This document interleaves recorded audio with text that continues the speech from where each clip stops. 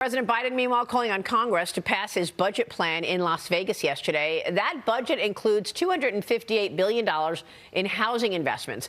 Biden claims his plan will lower housing costs and reduce the federal debt. Joining me now is Indiana Senator Mike Braun, a member of the Senate Banking and Agricultural Committees, and he is the ranking member of the Senate Aging Committee. Senator, good to see you. Thank you so much for being here.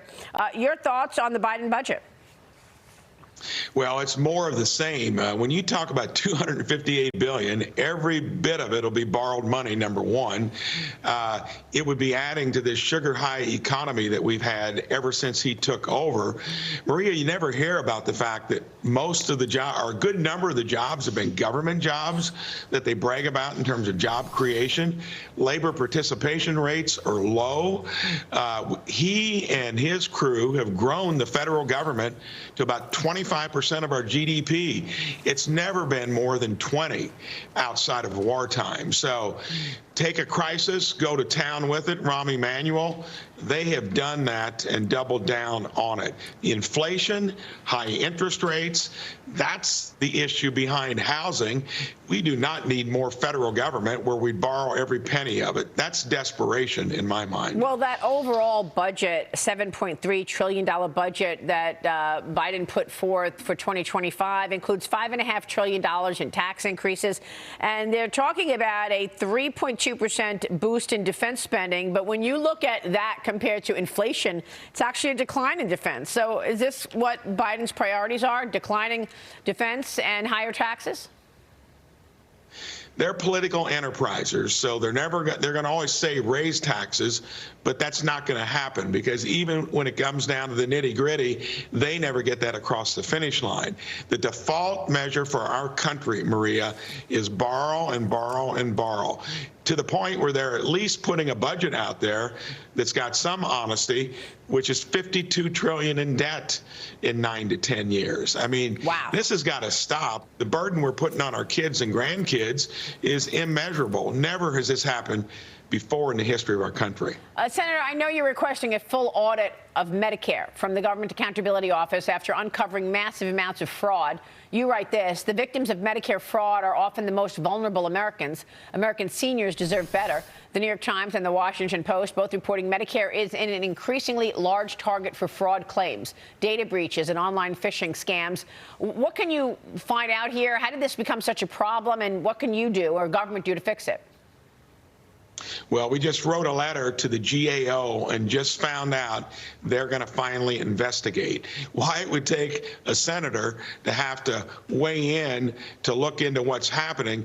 Listen to this: $2.7 billion a year on urinary catheters, part of $60 billion a year, and the Medicare Trust Fund goes broke in 4 years. The ineptitude of these agencies and the amount of waste and fraud is unbelievable. I couldn't imagine how you could dupe seniors, have fraud on urinary catheters to the tune of $2.7 billion, part of $60 billion annually, and the fund is going broke. Something's got to give. Well, you make a great point, and it's, of course, absurd to hear that you discuss this like this, but what about the ineptitude in terms of getting the work done? There are 6 bills, spending packages that need to get passed. Then this is happening before the Easter recess. Do you think we'll see a government shutdown this weekend?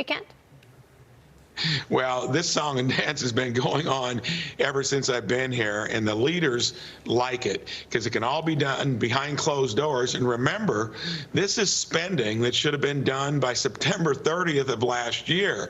We're now starting to stretch this into the next fiscal years here, and then they get all the earmarks, all the pork barrel, the continuation of spending beyond what we can afford, and do it behind closed doors. Then you generally get a couple days to read a several thousand-page bill. That's got to give, too. It's breaking the country. Is there any path, do you see, for this supplemental $80 billion package with money to Ukraine? I think at this stage of the game, Speaker Johnson and the House have said, if you're not going to get substantive border reform, we're not going to jump ahead to try to protect other countries' borders when you've got all of the consequences that come from open borders. We've talked about it a lot in the past. We all know that. They should know what needs to be done first. Again, their priorities are in other places, not here in our own country. Well, I understand that, but I mean, the Senate hasn't really done all that much about the border. Look, the other day we saw Chuck Schumer say, I had a meeting at the White House and everything was clear. The priorities are Ukraine, Ukraine, Ukraine. Yeah, sure, the border needs something done, but we're going to do that later. So have the priorities in the Senate changed? I mean, can you actually do something to secure the border, or are we at the same place we were? Well, he's the majority leader, and his priorities clearly aren't on securing the border.